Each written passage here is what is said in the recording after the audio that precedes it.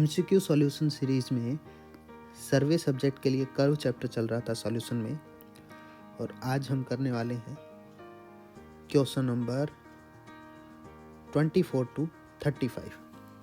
Screenshot ले सकते हैं आप। स्टार्ट करते हैं। The radius of a simple circular curve is 30 metre, length of specified chord is 30 metre, degree of curve क्या होगा? डिग्री ऑफ कर्व 30 मीटर के लिए यहाँ पर अपन फॉर्मूला लिखेंगे। Degree of curve is equal to 1719 upon R. Radius आपको दे रखा है 30, तो 1719 अपॉन 30 आंसर आ जाएगा डिग्री मिनट में। कर लेना। 25 number question. For the circular curve of a radius r, the radial offset at a distance x from the point of curvature PC measured along the tangent is given by। इसका answer होगा r square plus X square minus R. ये हमारा curve set out का linear method है। यहाँ पर हम reference देखते हैं इसका। यहाँ जो आप देख पा रहे हैं बीसी पूर्णिया जी की बुक में, radial offset perpendicular offset. Radial offset का फॉर्मूला यहाँ पर ये हुआ R square plus X square minus R. Then answer अपना B. 26 number question. 26 number question. The chord between two successive station. Two successive stations के बीच में कॉर्ड को नॉर्मल कॉर्ड कहते हैं, और यही कॉर्ड अगर पीसी या पीटी से कनेक्टेड होती है तो हम इसको सब कॉर्ड बोल देते हैं। ठीक है, यहाँ पर अपन रेफरेंस लेते हैं इसका नॉर्मल कॉर्ड। रेफरेंस के लिए अपन ने देखा यहाँ पर नॉर्मल कॉर्ड और सब कॉर्ड। यहाँ पे आपके क्वेश्चन लिख रखा है normal chord, a chord between two successive regular stations. अगर यहीं पर अपने पास ये सब कोड की डेफिनेशन आती तो सब कोड पीसी या पीटी से कनेक्टेड होता है। अभी अपने ये वाली लाइन से क्वेश्चन उठा है नॉर्मल कॉर्ड। मैच कर सकते हैं आप। Next 27 number question. 27 number question कह रखा है if the 20 metre chain is used to set out 4 degree curve then the radius of curve क्या होगा? फॉर्मूला अगेन वही है। यहाँ पर अपने radius of curve 20 metre chain के लिए होता है 1146 अपॉन डी। डी की वैल्यू रख देते हैं 1146 अपॉन डी 4, और आंसर अपने पास आ जाएगा। कैलकुलेट कर लेना। 28 ideal shape of summit curve. Summit curve और वैली कर्व होते हैं वर्टिकल कर्व जिनकी शेप होती है parabolic. Next 29 which of the following curve is usually not adopted for transitioning in horizontal alignment. Horizontal alignment में transitioning करने के लिए हम स्पाइरल कर्व का यूज करते हैं, हम लेमनिस्केट कर्व का यूज करते हैं, क्यूबिक पैराबोला, ये तीनों का यूज करते हैं, लेकिन रिवर्स कर्व यूज नहीं करते। हम रिवर्स कर्व को टालते हैं। ठीक है, अगर हम रेफरेंस से देखेंगे तो रेफरेंस में अपने रिवर्स कर्व की तरफ चलते हैं। ये अपना रिवर्स कर्व हुआ, और रिवर्स कर्व में लिख रखा है the use of reverse curve should be avoided in highway. Avoid किया जाएगा आपको। नेक्स्ट 29 के बाद अपन आते हैं 30 नंबर क्वेश्चन। 30 नंबर क्वेश्चन में क्या दे रखा है? In a compound curve construction if the length of first curve is this and chainage of the point of curve is this. Chainage at the point of compound curve. Compound curve बनाते हैं अपन और इसको solve करते हैं। मैंने compound curve के लिए एक कर्व बनाया है आपके लिए, सर्कुलर कर्व। कंपाउंड कर्व में दूसरा कर्व मैंने यहाँ पे बना दिया। ये अपने पास पॉइंट हो गया पीसी, और इधर अपने पास कर्व हो गया पीटी, और ये आपके पास जो पॉइंट है इस पर कैलकुलेट करना है आपको। ठीक है, चेनेज। तो यहाँ पर पीसी पर आपको कितना दे रखा है? पीसी पर लेंथ ऑफ फर्स्ट कर्व इतना दे रखा है 268, जो मैं यहाँ पे लिख देता हूँ 268.3 और आपको chainage at the point of PC, chainage PC पर आपको दे रखा है 623.3।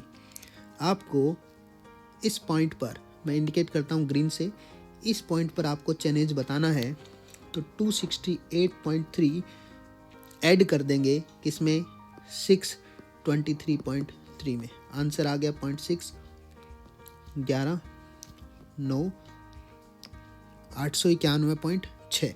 ऑप्शन सी पे टिक करेंगे, ठीक है ना। चेनेज आपके, चेनेज के लिए इस डिस्टेंस में ये वाली डिस्टेंस आपकी ऐड हो जाएगी, क्लियर ना। Okay 31 if the chainage at PC, again वही टाइप का क्वेश्चन है। पीसी पर चेनेज दे रखा है आपको, लेंथ ऑफ ट्रांजिशन कर्व भी आपको दे रखा है, chainage at the junction of transition curve add कर देंगे जी। पीसी, ये अपने पास पीसी है और आपको इस ट्रांजिशन कर्व पर आपको यहाँ पर चेनेज कैलकुलेट करना है, तो हम क्या कहेंगे, यहाँ पर अपने को जो 40,000 है, 40,000 उसमें प्लस कर देना, ऐड कर देना है लेंथ ऑफ कर्व। हम ऐड कर देंगे 220, तो आंसर आ गया अपने पास 40,220।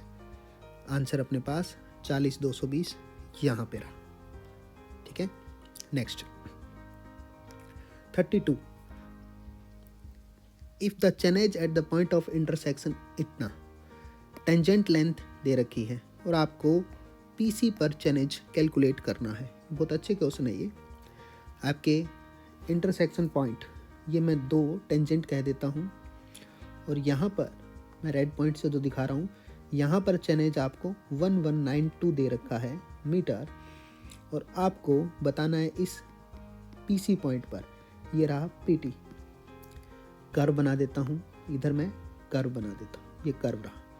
तो आपको पीसी पर कैलकुलेट करना है, तो पीसी के लिए आप टेंजेंट की लेंथ 141.48 माइनस कर दोगे, तो आपके पीसी पर चेनेज आ गया 1192 माइनस कर दिया 141.48, तो आपका आंसर आ जाएगा चेनेज एट पीसी। कर लेना calculate. 33 a curve which consist 2 circular arc of same और डिफरेंट रेडियस, अच्छा रेडियस सेम हो सकती है, डिफरेंट हो सकती है, and their centre to different side of common tangent is called, इनके सेंटर डिफरेंट साइड है, तो ये होता है आपका रिवर्स कर्व। रिवर्स कर्व में यहाँ पर है ये रिवर्स कर्व। रिवर्स कर्व मैं अंडरलाइन करता हूँ आपकी जो लाइन कहाँ पर है। Reverse curve consist 2 simple circular opposite direction, ठीक है। तो ये रिवर्स कर्व की डेफिनेशन आ गई। यहाँ से हम टिक करते हैं answer D option. 34 number question, a transition curve is introduced between a straight and A curve such that A super elevation of 15 centimeter is introduced over a curve, and if the rate of super elevation is this, then the length of transition curve will be, length of transition curve क्या होगी। अब आपको total super elevation दे रखा है और 1/500 के according हम calculate कर रहे हैं। अगर सुपर एलिवेशन यहाँ पर अपना 1 है सुपर एलिवेशन, तो अपने लेंथ ऑफ कर्व कितना होगा 500, ओके। यहाँ पर अपने पास सुपर एलिवेशन हुआ 1 और ये 500 हुआ। अब अपने को यहीं पर सुपर एलिवेशन के लिए 0.15 सेंटीमीटर अगर सुपर एलिवेशन है, तो अपने को 500 इंटू 0.15, आंसर आ गया 75 मीटर कर्व की लेंथ होगी। ऑप्शन रहा B, okay. Next 35 number question. Question कह रहा है द लेंथ ऑफ लॉन्ग कोड and tangent of a circular curve is radius R will be equal, R equal है if the angle of deflection पूछ रखा है। शर्त देख लेना, लॉन्ग कोड और टेंजेंट इक्वल है। मैं लिख लेता हूँ लॉन्ग कोड एंड, लॉन्ग कोड को मैं सी लिख देता हूँ और टेंजेंट को मैं टी लिख देता हूँ, ठीक है। तो यहाँ पर C फॉर्मूला होता है लॉन्ग कोड का 2r साइन डेल बाई 2, और उधर फॉर्मूला होता है अपने पास r tan del by 2। r to r cancel out हो गया, यहाँ पे रिमेनिंग है 2 sine del by 2 equal to r cancel out हो चुका है, इसको लिखेंगे sine del by 2 upon cos del by 2, और यहाँ से कैंसिल आउट कर देंगे हम साइन की टर्म को, और यहाँ पर अपने पास आंसर आ गया, आंसर आया नहीं अभी तक, 2 equal to 1 upon cos del by 2। इसको इन्वर्स कर देंगे तो कॉस बन जाएगा आपके पास, इन्वर्स क्या करेंगे इसको जी, इसको अपन उल्टा कर देंगे तो कोस डेल बाई 2 इधर से इन्वर्स होने पर 1/2 बन गया। अब बताइए आप मुझे कि 1/2 जो आंसर है वो कौन से कॉस के लिए होता है। This is cos 60 and sine 30। तो अपने को सीधा सा दिख रहा है डेल बाई 2 है वो अपने पास 60 होगा तो 1/2 होगा, देन डेल इज अपने 120। तो आंसर अपना 120 आ गया 35। ये थे 35 क्वेश्चन।